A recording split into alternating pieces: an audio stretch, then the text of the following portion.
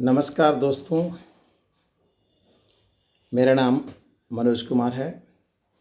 मैंने पिछले वर्ष कोरोना से बचाव के लिए और स्वयं किस प्रकार अपने इम्यूनिटी को स्ट्रॉन्ग बनाया जा सकता है, विकसित किया जा सकता है, इसी पे एक पुस्तक लिखी थी, सेल्फ इम्यूनिटी बूस्टर, जिसे हमारे देश के माननीय राष्ट्रपति जी ने भी पढ़ने के बाद आयुष मंत्रालय को अनुशंसित किया था इस पुस्तक को। तो इस पुस्तक के लेखक के नाते मैं आज आपसे रूबरू हो रहा हूँ। उसके पीछे मकसद है कि अगले महीने फरवरी से हमारे देश के कई राज्यों में छोटे बच्चों के स्कूल खोलने की बात हो रही है। यह बात बिल्कुल सही है कि स्कूल खुलनी चाहिए।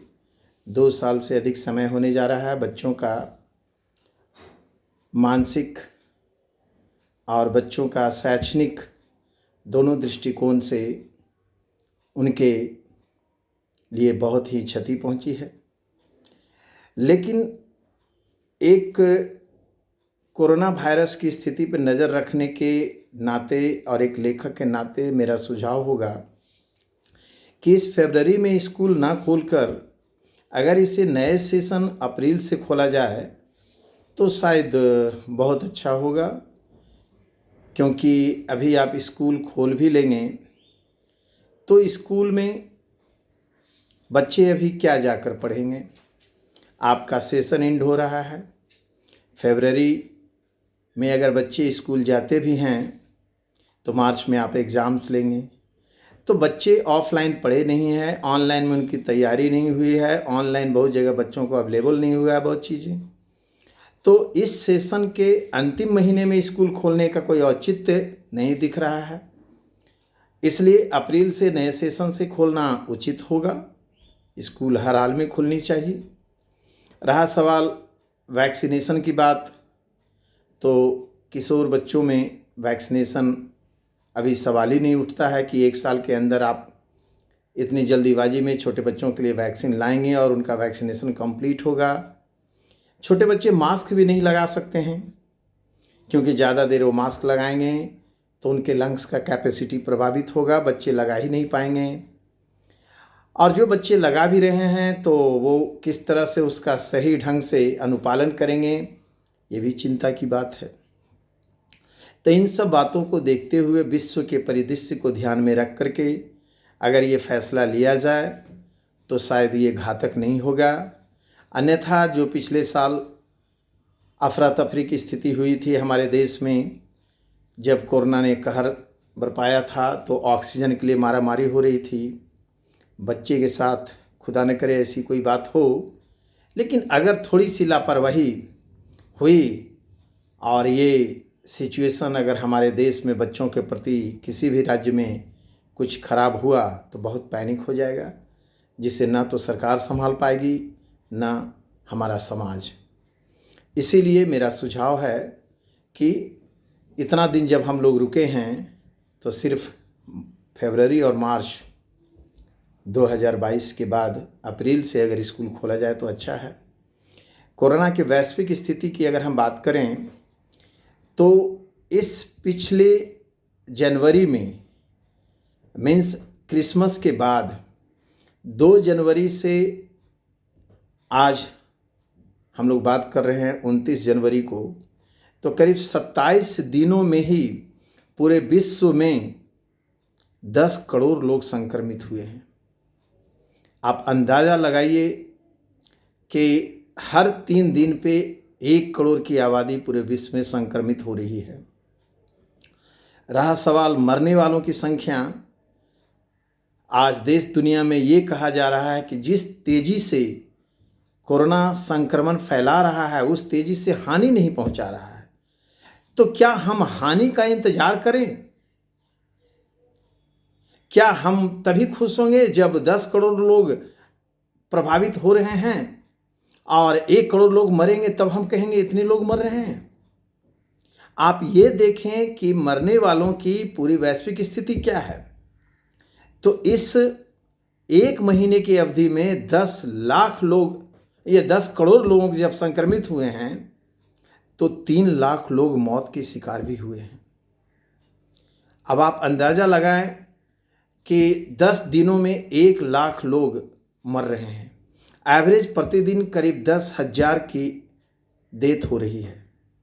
ये चिंता की बात नहीं है। भारत में जहाँ तक सवाल है कि भारत में लोग लापरवाह हो रहे हैं कि कोरोना संक्रमण फैलाएगा लेकिन कुछ होगा नहीं, ऐसी बात नहीं है। संक्रमण के दर को कम करने के लिए सरकार ने अभी ट्रेसिंग बंद कर दिया। नो डाउट अधिकतर राज्यों में टेस्ट भी बंद हो गए हैं। बंद होने का मतलब है कि सरकार की तरफ से जिस बड़े व्यापक पैमाने पे टेस्टिंग होती थी वो ना होकर लोग स्वेच्छा से टेस्ट करा रहे हैं, तभी टेस्ट हो रहा है। कुछ हद तक एक और यहाँ पे अड़चन है कि लोग अब अपने घरों में खुद टेस्टिंग किट से टेस्ट कर रहे हैं, उसका कोई आंकड़ा सामने नहीं आ रहा है। लोग इस बीमारी को डर के माध्यम से या समाज में सोशल स्टिग्मा के डर से लोग कहते हैं नहीं नहीं ये सामान्य खांसी सर्दी था। अगर भविष्य में इसके इन्फेक्शन के चलते कोई साइड इफ़ेक्ट हुआ तो उसका जिम्मेवार कौन होगा। दूसरी बात, पिछले 8 दिनों से देखें तो जो भारत में डेथ रेट 250 से 300 था प्रतिदिन, वो आज से 6 दिन पहले 703 हुआ, फिर 665 हुआ, 658 हुआ और कल 850 से अधिक लोगों की जान गई।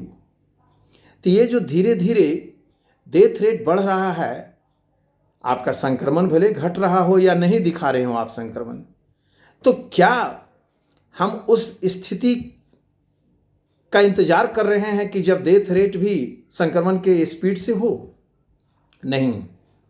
इसीलिए सरकार के साथ साथ आम जनता को खुद ये फैसला लेना होगा, सरकार को जागरूक करना होगा कि हमारे बच्चों के भविष्य को भी ध्यान में रखना है, लेकिन पहले जान है तो जहान है।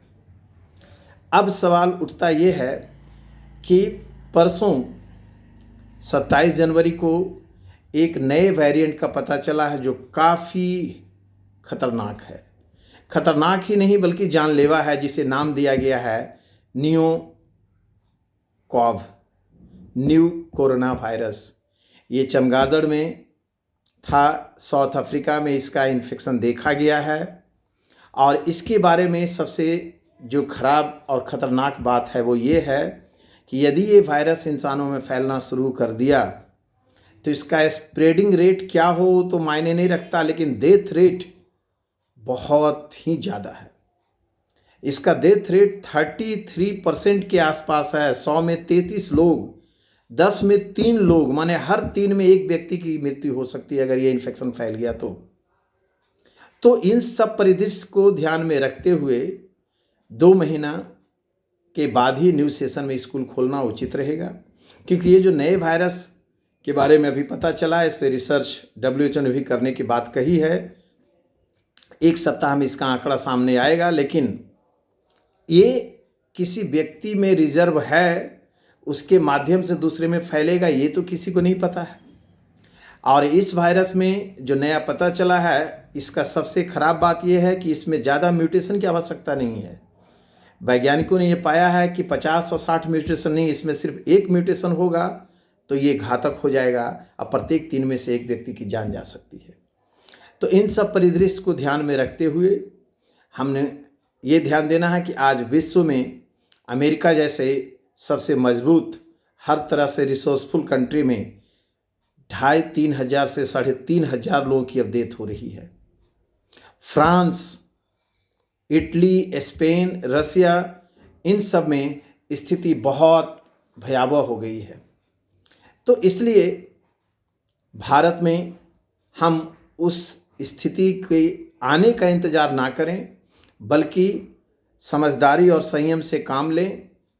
झारखंड का जहाँ तक सवाल है तो झारखंड में अचानक कोरोना फैलने लगता है, डेथ भी होने लगती है। इसलिए झारखंड में भी आप देखें तो डेथ रेट फ्लक्चुएट कर रहा है। तो इसको ध्यान में रखते हुए कम से कम होली के बाद स्कूल खोला जाए तो अच्छा होगा। यही हमें आज आपसे कहना था और आपके माध्यम से